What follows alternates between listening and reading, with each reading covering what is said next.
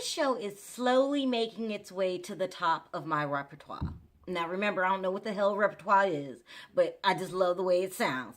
This show is quickly making it to the top of my favorite list, okay? I mean, in a blink of an eye. Next thing you know, I'm like, I gotta watch this weekend. I will not miss it.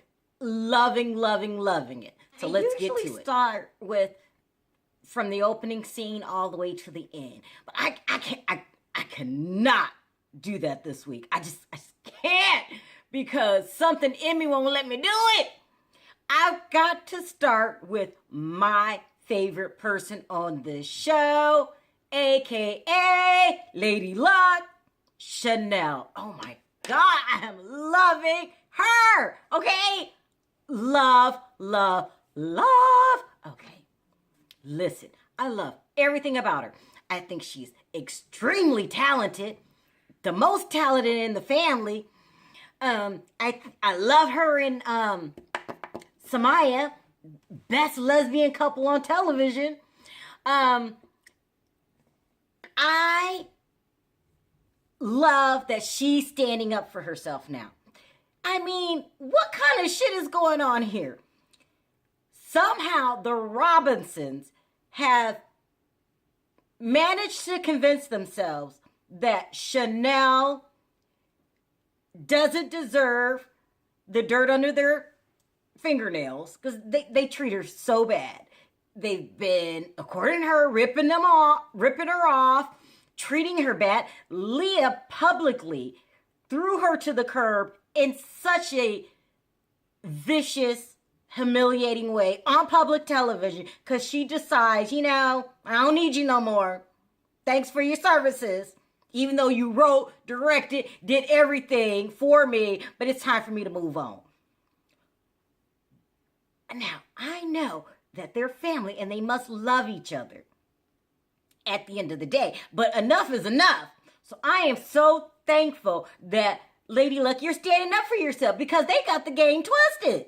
You're the talent in the family. Who the hell crowned Leah the queen? Like, no. Now, she had to hear your music, but she just thought, I'm better. And even if she thought she was better than you, their attitude towards you is terrible. So I'm glad that you're suing their asses. Now, you usually don't sue family, but they brought it on themselves, okay? You don't just fuck people over and then expect them to take it. Like, what are they smoking? I mean, Lilo ain't the only one should be catching the case in that family. They on something seriously hard. Like, please. I really don't like Leah's attitude. She acts like she's just the next best thing, and, she's just waiting for her crown. Who acts like that, Leah? Listen, you are talented, but you're not the next best thing. You're going to have to prove your way in society just like everybody else has. So stop crowning yourself. That's not your place to crown yourself. Your place is to put out the best you can. It's the audience place to say whether you're the best in the game or not.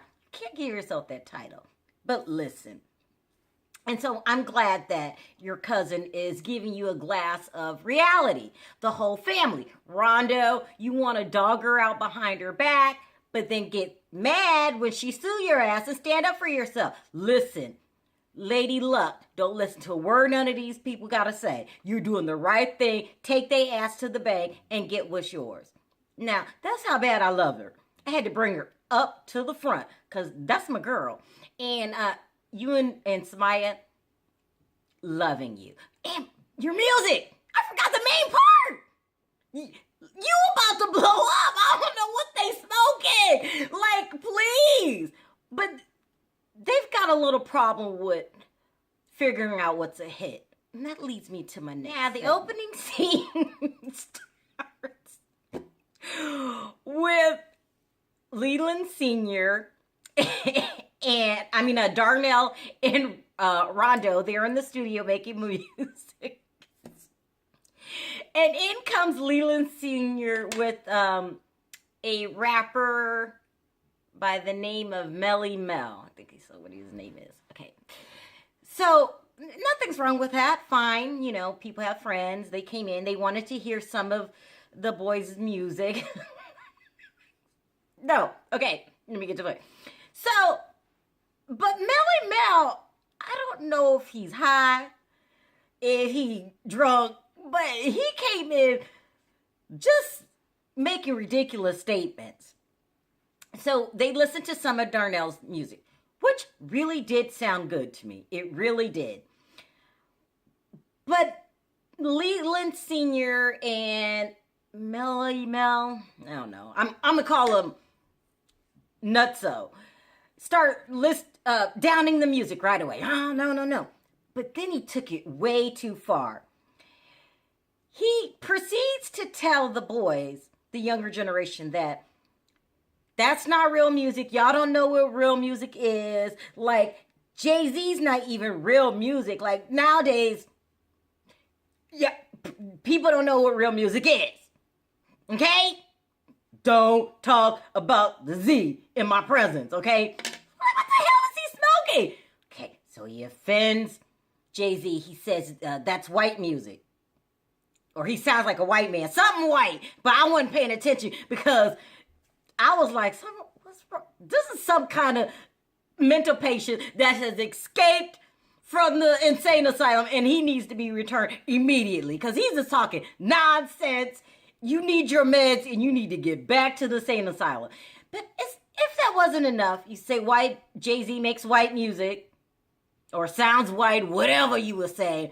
Then you proceed to talk about, he says, well, what do you feel about real white rappers like Eminem? Now, I don't care what color you are. You have to give respect where respect is due. And first of all, rap is just, you're not allowed to listen to rap unless you're black. What the hell is he talking about? And now, Eminem is whack music? Oh, God. Listen, all this, I'm done commenting on what the psycho known as Melly Mel or whatever his name was said, because that's nonsense. But this whole conversation really gave me a better picture as to why Sugar Hill Records is not at the top of the list up there with Rockefeller or even Good Music with Kanye, because Leland Sr. has no idea what the hell he's talking about. He is so dated till it's not even funny. Like, what to say that? It's insane. Like, you're not even stuck in the 80s. You're way back in the 70s when you first made your rap music. Early 70s at that. Like, wait. Oh my God. Like, this record company is never going to succeed. Now, while I don't like the way that they treated Chanel, Rondo has a point. Somebody needs to fire, overthrow, get rid of Leland Sr. immediately. Because this record company is going nowhere fast. Matter of fact, I don't even know if I could call it a record company at this point because it's an insane asylum. It's an insane asylum. So, Darnell, when your dad downs your music, that's a compliment. Like, don't run out the room crying. That's a compliment because he has no idea what he's talking about. Well, and I'm not trying to disrespect the older generation, but yeah, you're not even trying to stay dated. Like, let me move on before I say something I don't mean. Okay, moving on. Well, Leland Sr. knows absolutely nothing about today's music and what makes a hit. He does know a little bit what he's talking about when he's trying to talk some sense into Leah. When he's trying to tell her, you got to fix things with Chanel. He called her green. She's very green. He doesn't trust the new guy she's all in love with that she dumped her cousin for, the new manager, Billy. You can't just trust anybody who walks off the street, child. No, especially over your cousin. So while he has no clue to what makes a hit record these days, you need to listen to your dad as far as business. You need to get back with your cousin, smooth things out. If you keep Billy around, you need to push him down on the totem pole. You have lost your mind, and your dad knows this. He's trying to talk some sense into you, but you're just not ready to hear it. You just are full of yourself, making very bad choices, and what you don't know is this can derail a career. It takes more than talent to make it, Leah. You're pretty, you can sing. You ain't got no idea what you're doing. I don't understand. You had a cousin.